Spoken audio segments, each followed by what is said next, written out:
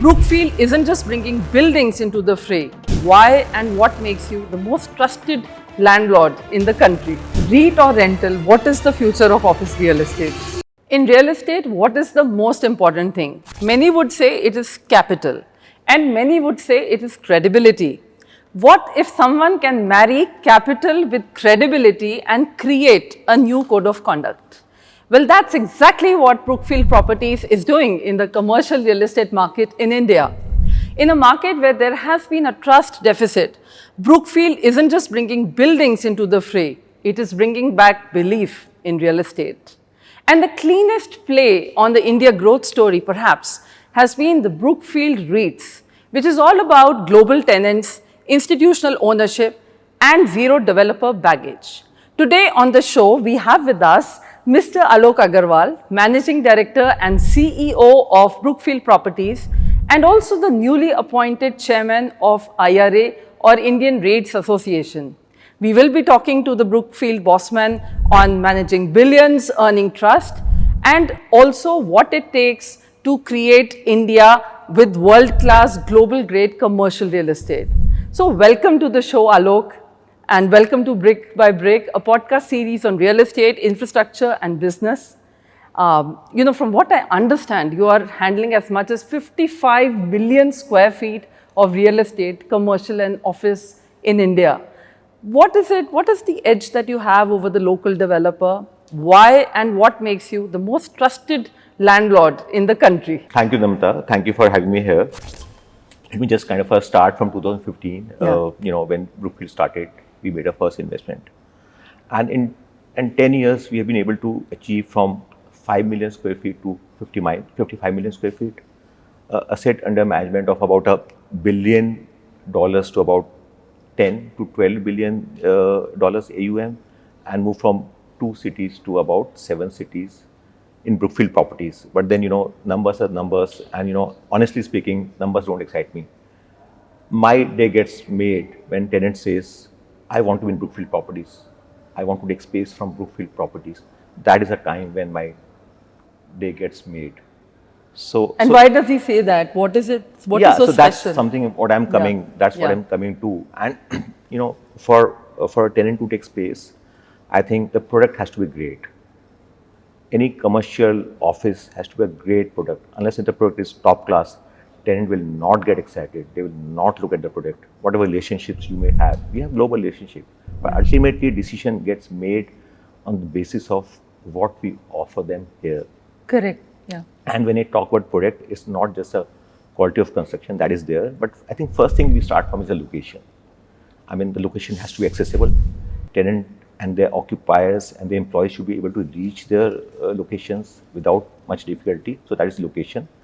Then we kind of go for campuses. We don't go for individual buildings. Campuses have their own advantages, and we can talk about later on that. But campuses provide 24/7 safety, security, ability to expand to tenants. So tenants like to be in campuses. So that's second.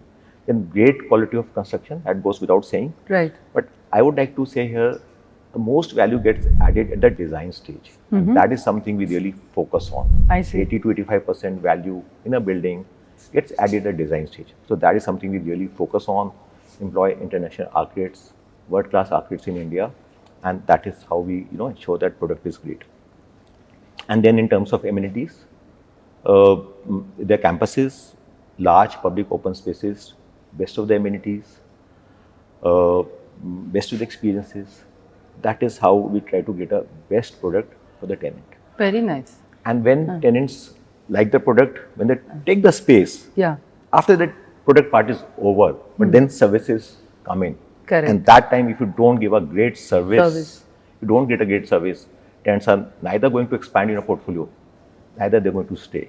So I think services play equally important role. Okay. And in services, again, 24/7 operations. I'll give you one example. During COVID time, it was not possible for employees to commute to campuses. Yeah. We put about 30 to 40 people in our campuses to ensure safety, security, lifts, fire compliances are taken care of.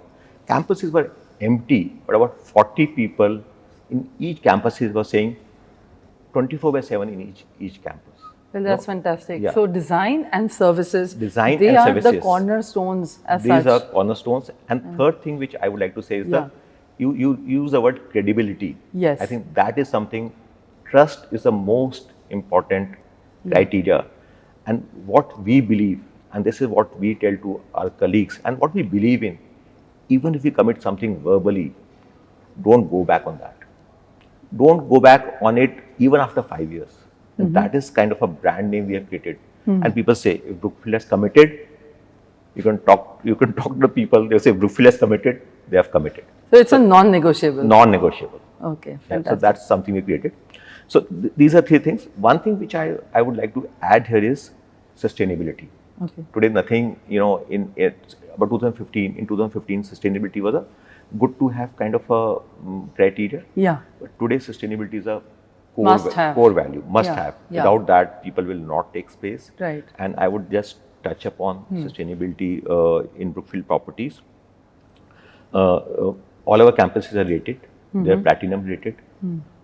Not just buildings, but entire campuses are green rated, green platinum rated.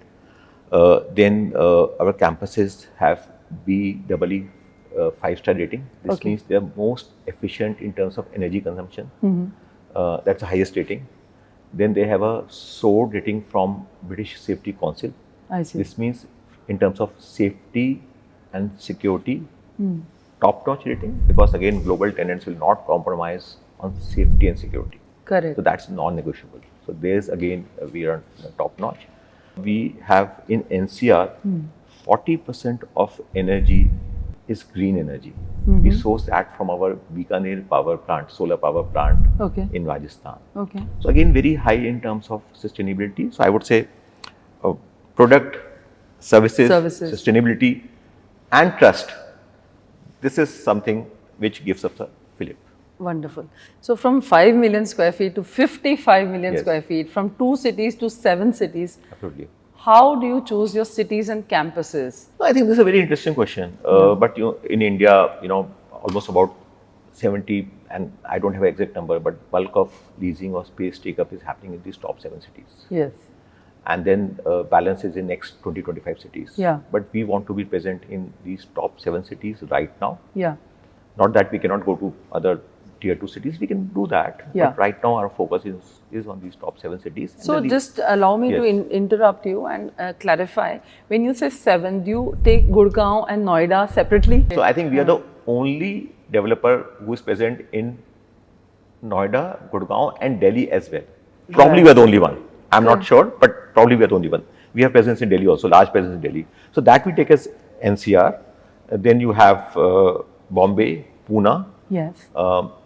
Bangalore, Yeah. Hyderabad, Chennai and Calcutta. So we would like to be in these 7 cities, and the reason is whenever we do a business, we want to think in terms of scale and size. Yeah. And you have seen how we have grown 55 million square Yeah. feet. So it has to be scale and size. No point in being, just ran kind of a player. Yeah. So I think we can get scale and size in these 7 cities. Now, when it comes to choosing our campuses, I think that is where our global experience or our experience of being in this real estate for last, I would say, decades, Yeah. kind of a play out. Yeah. We go by the ZIP code. So in a city, there could be a ZIP codes of oversupply. There could be ZIP codes of measured supply. That time we will go and see where the supply is measured. Interesting. Yes. So, and everyone has been talking about the very important Bharti Brookfield deal. Yeah. What is that deal all about? What was it from your end? And what eventually sealed that partnership? In fact, even as we speak, we are sitting in one of the Bharti Brookfield properties, Worldmark, in Aerocity. What Fair is, enough. Fair enough. I think, okay. I mean, difficult to talk about individual deals if you don't mind, but I would probably try to sum it up. How do we think? Yeah. Yeah. So when we are choosing our campuses, one thing is important. They should be accessible for talent from all locations in the city. I'll give one example. Yeah. Like in Mumbai, we have invested in Powai. Now, Powai is accessible from Thane. Powai is accessible from New Bombay, Yeah. from western suburbs, central suburbs, South Bombay. So for all companies, talent is the key, and that's why our locations will not be peripheral locations, but city-centric locations where talents can reach there easily. So that is one criteria. Yeah. Second thing is we will like to be in a locations where which are office districts, Yes. not isolated buildings or Correct. isolated campus, office districts where infrastructure is likely to improve. Yeah. And we can also scale up when we invest. We want to keep building on that. It's not that we make an investment and then go to some other location. We invest, we want to be a dominant player in that city, dominant player in that business district as well. So Okay. that's also a philosophy Okay. we follow. Yeah. And we believe that if we are a dominant player, we will be able to attract talent, the best of talent to manage these assets. Yes. Ultimately, Yeah. while it's a game of capital, but Yeah. without people, nothing's going to happen. Absolutely. So nothing's going to happen. So Yeah. we believe in scale and size to able to attract best talent. And it's for so us. accessible by the metro. It's close to the airport. It's close to Absolutely. the general population. I mean, Gurgaon is also very close by, and it's close to Delhi. And of Absolutely. course, it offers, in any case, high quality real estate, commercial real estate at that, which is what is your core Absolutely. competency at Brookfield. Yes. So, let's talk about the most important thing that Brookfield has gotten in the last few years, and it's been a game changer. And I'm obviously talking about the REITs. Yeah. Now what did it mean for the tenants, for the occupiers, for the investors? And did it only change the structure of real estate, or did it also change the culture? In a sense that a traditional investor who would not typically invest in real estate companies, became sort of lured into expanding their portfolio and investing in REITs. So in that sense, how has it been a game changer, and how has it, meant different things for different people? Yeah. So I think that's a great point. Different things for different people. Yeah. And REITs is something, we have been talking about REITs for last almost about, I would say, 15 years. Yeah. But REITs is something, landmark reform, and we must thank regulator for that. Yeah. Regulator has, kind of make regulations and rules and regulation towards REITs which are top notch. Yes. They're world class. This ensures that only top players are able to do their listing, and players who are not on the top of the game will not be able to do their listing. So Yeah. that's something we should give to the regulator. I will take your second question first. How they're changing the game for the investors. So if you really go for let's say you want to take a space, commercial office space as an individual, you have to buy the space, you have to Yeah. go to the broker, Yeah. put the money, pay the stamp duty, then go and get a tenant. Now, Correct. as an individual, you don't have negotiating power with a tenant actually. Yeah. So again, you are dependent on brokers. Yeah. Then when your space gets vacated, pay the property tax. So REITs, I think, is the solution for all of your problems. You can invest money today. You can invest as low as some 5,000 rupees, 10,000 rupees. Yeah. You get regular dividends. Yeah. And you have no stamp duty charges. It's very simple. So REITs is the way to go. And just imagine, you have invested in a commercial portfolio, and you have best of the property managers like Brookfield and other Yeah. managing for you for a Yeah. small fee for 3%. So that is from an investor point of view, retail investors I'm talking about. Yeah. Now, when we look at our tenants, see, you would appreciate Brookfield is a global, Yeah. investor. So at some point of time, they will invest, and maybe after a few years, they would like to exit. Yeah. Now, when 2015 we came and we started meeting our tenants were very happy that we are here, but their view was at some point of time we are going to exit. Then what will happen actually? Yes. Yeah. So we wanted to understand or make an arrangement where we can continue to provide service to them. If they take a space, considering that Brookfield is a player, Yeah. then our relationship with them should continue. So that is the thought of REITs came in. We should be able to create liquidity for ourselves, but at the same time, we'll able to maintain our relationship with our tenants. So With that the was tenants. a Okay. second thought. But REITs are also a game changer in a sense that India needs about 80 million square feet of office space every year. Every year we need 80 million square feet of office space. And all developers, unless until they are able to rotate their capital, they will not be able to provide this space. So Please explain that. Yeah. Rotate your capital. yeah, so the REITs are not there. Yeah. Then either developers would do a strata sale, means they will sell floor wise, they will sell. Okay. That is what tenants will not like. Yeah. So developers will end up holding their properties. Okay. If they end up holding their properties, they will not be able to invest in new properties. In new properties. Yes. Okay. This means there will be impact on the development of office space. Yeah. So REITs is a great vehicle to able to create liquidity for the developers. the developers, yes, well. they Okay. can go into REIT, liquidate part of the capital, invest in new property, and provide space for tenants. So REITs look simple. It's a great reform, and ramifications of this are going to really spur the commercial real estate market. Okay. And what about the yields? Typically in residential real estate, yields are pathetic. But commercial real estate, let's say in physical assets, Yeah. it has always been touted as between 8 to 12%. Now it's almost similar to what, let's say, REITs would also be yielding, except that the headache is not there. Is that right? Is that the correct assessment? Yes, Yeah. yes, you're right. The headache is not there, but in REITs, the yields are much more tax efficient. When you do a physical real estate, the tax efficiency is not there. Okay. And leakages in terms of brokerage, in terms of stamp duty, Yeah. in terms of space getting vacant, Yeah.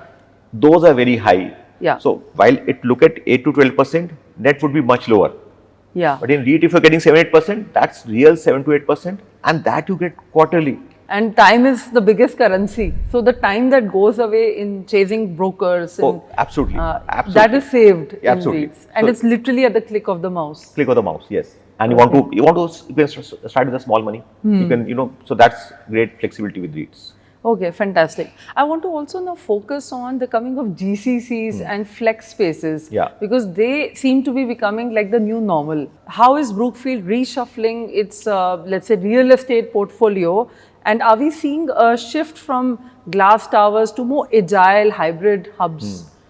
Because everyone wants sort of flexibility. Flex spaces is the name of the game. And Absolutely. if you are in commercial real estate and in the post-pandemic era, that's a very big game changer. No, How do absolutely. you respond to that? Absolutely. GCCs, or what we call global capability centers, have started coming to India in last, I would say, 4 to 5 years. Yeah. Traditionally, they were outsourcing. Now,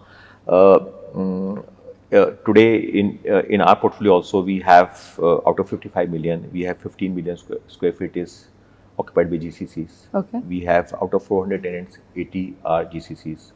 We have rest of the GCCs in our portfolio. We have companies like JP Morgan, Morgan Stanley, L&T, which is Indian GCCs. Then we have Honeywell, we have Shell. So I mean, you name top GCCs, they are all with us. And GCCs will continue to take more and more space. Okay. Having said that, traditionally, today GCCs are taking about 30 to 35% of the office space. In India, if 80 square million gross leasing is happening, about 30 to 35% is being taken by GCCs. I see. Okay. Yes. So their percentage has gone up, but don't underestimate the traditional ITS companies. Okay. They're also taking a lot of space. So Okay. don't forget them. They Right. have, they have been the kind of a pillars since initial. So that is one. How much would they comprise in the new post-pandemic scenario, the traditional ITS? So post-pandemic, I would say 30 to 35% is by GCCs, Yeah. and about 35% is by traditional ITS companies. Okay. Yes, Okay. and some by flex space operators. But ultimately, flex space operators are also catering either to GCCs or ITS companies. So there's an overlap there. There's an overlap there. Yeah, fair enough. And then Indian companies also taking a lot of spaces. I So see. Indian banks have taken a lot of spaces. Okay. HDFC has taken space with us in Calcutta. BFSI, that is always BFSI, so they are taking big- a lot of space. So if Indian economy go by 7%, Indian companies will continue to take more and more space. So GCCs, traditional ITS companies, Yeah. flex spaces, which in turn are catering to these tenants, Yeah.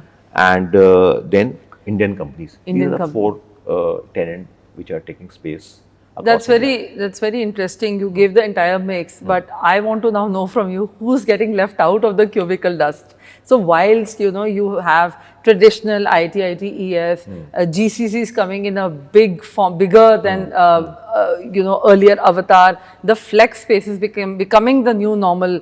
Who is getting left out exactly? Which are those sectors which are not really there and that's not something which you are answerable for, but then since you're the landlord and the most trusted landlord in the country, Right. from your experience, it would be interesting to know which kind of sectors are a big no-no for offline campuses at least. See, we have a saying, don't let a tenant go. Okay. so it's our responsibility to ensure Yeah. that whoever wants a space, we should be able to cater to their needs, Okay. depending on what they want. Yeah. So that's what we believe in. If somebody wants top-notch space, which could be about, $3 per square feet per month, that is our job to provide. Somebody wants $1, that's our job to provide. Somebody wants $2 square feet per month. So even startups are coming to you? Startups also come to us. Yeah. And, we try to make Accommodate. Sure we accommodate them. We have our company called CoWorks. Right. They can provide them space. With startups, typically they can start with 1 seat, they can start with 5 seats, 5 they can start with 10 seats. Yeah. But we provide space to them also. Okay. That's Yes. the beauty. Yes, That's the absolutely. You can just plug and play according to what is the and demand. we want to be a partner in the Indian growth story. So why should we leave anybody out and why Absolutely, should we yeah. left out? That's very true. So, post-pandemic, it's not about location.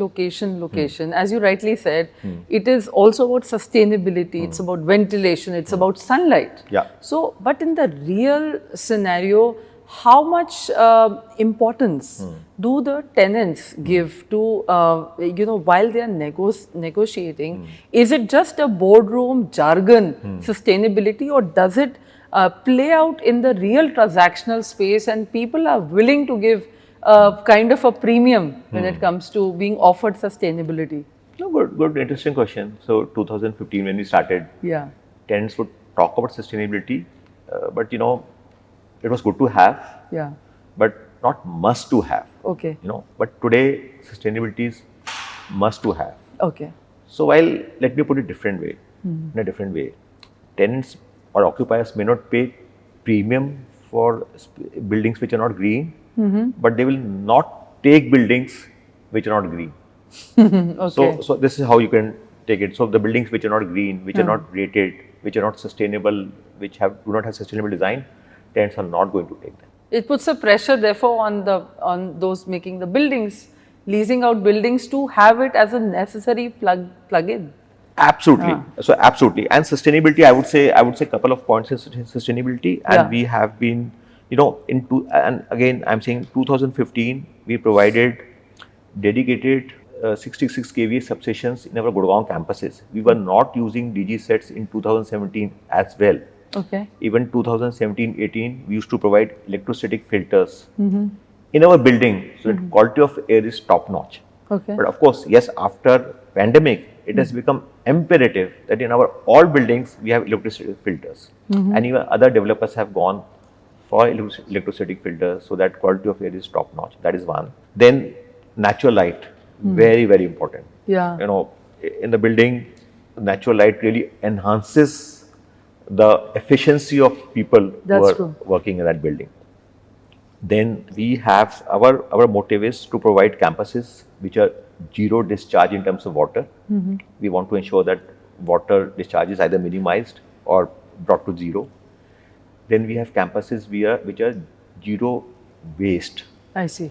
Our EcoWorld campus in Bangalore is a platinum rated zero waste campus, and we want to ensure that all our campuses are zero waste.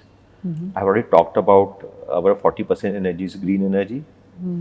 By 2027, we want to have 100% energy as green energy. Okay. And then by 2040, we want to be net zero. So that is our sustainability strategy. How do you want to future-proof your properties even further?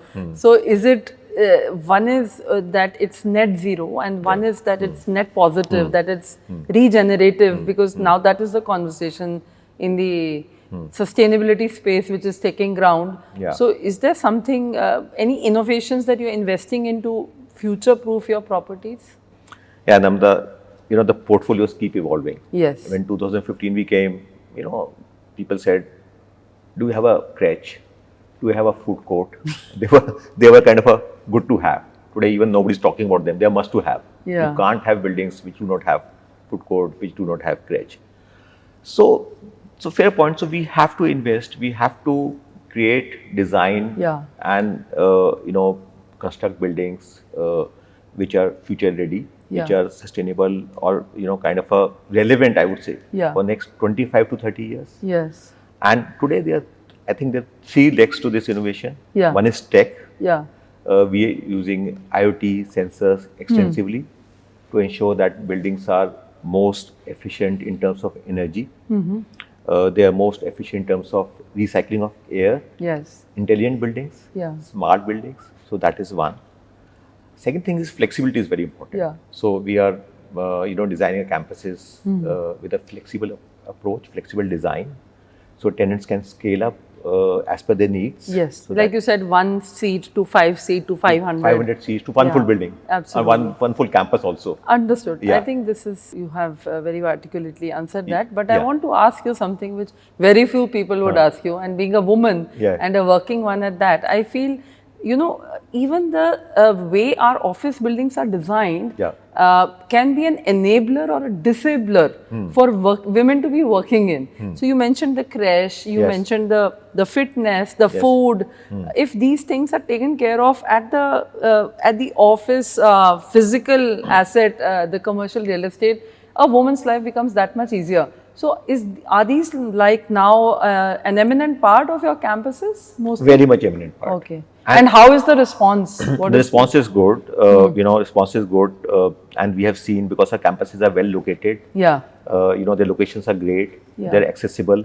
They have all these amenities. Yeah. So women like to work in those companies which are present at our campuses. So let's not only talk about women. Yeah. We also have campuses which are accessible. When I say Okay. accessible, means people with special abilities Correct. can Yeah. use those campuses. Okay. We were first to start that trend.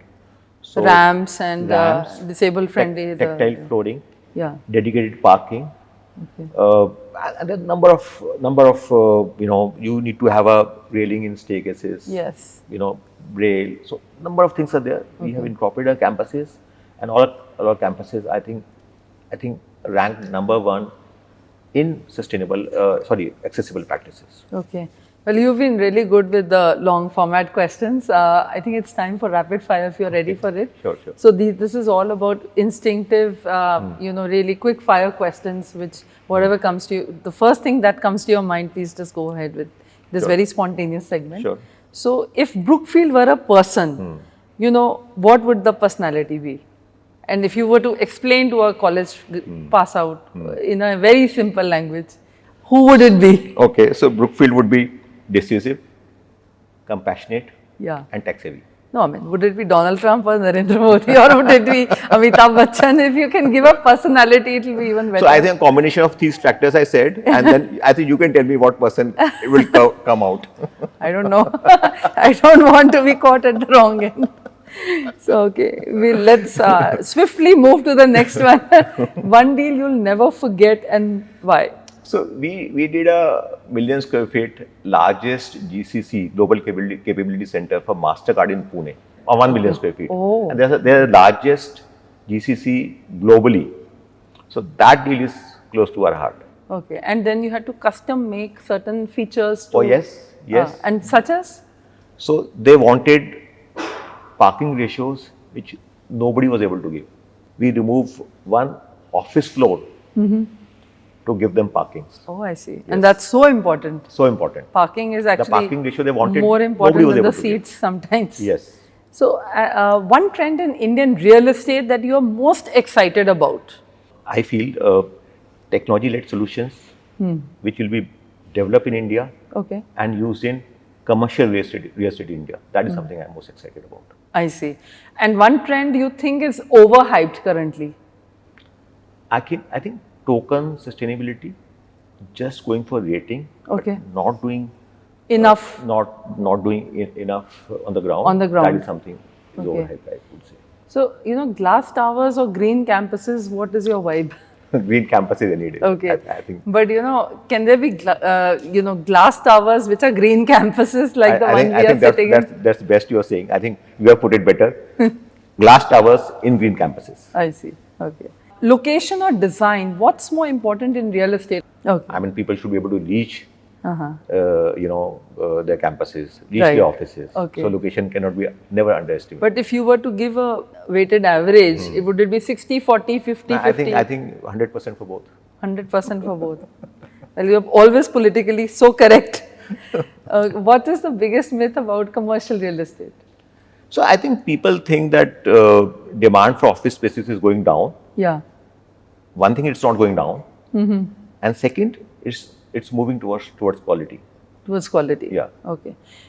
Only thing is a certain kind of commercial real estate is catching up. One which is more flexible, more course. dynamic, and Yes, no doubt about embracing of green ethos. that. Absolutely. Okay. Most overused phrase in boardrooms today?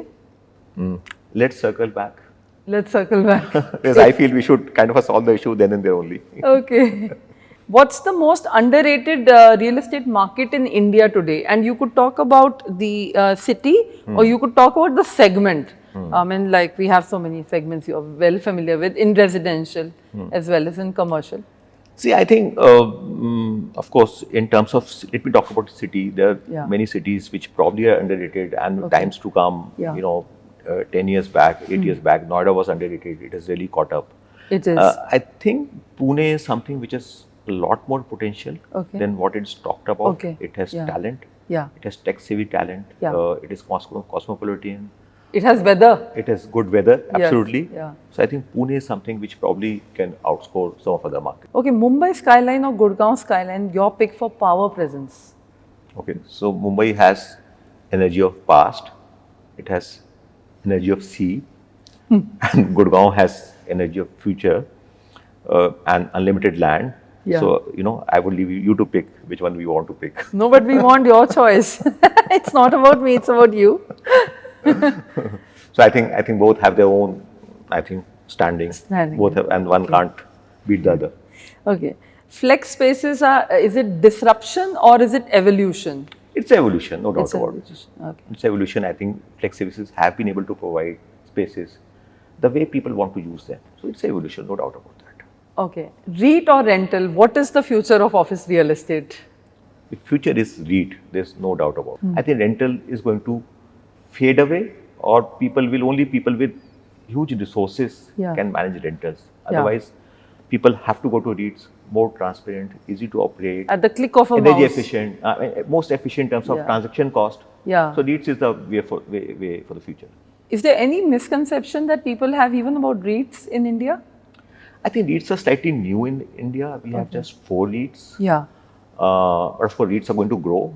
People think REITs are for institutional investors, but I personally feel they are for retail investors also. Okay.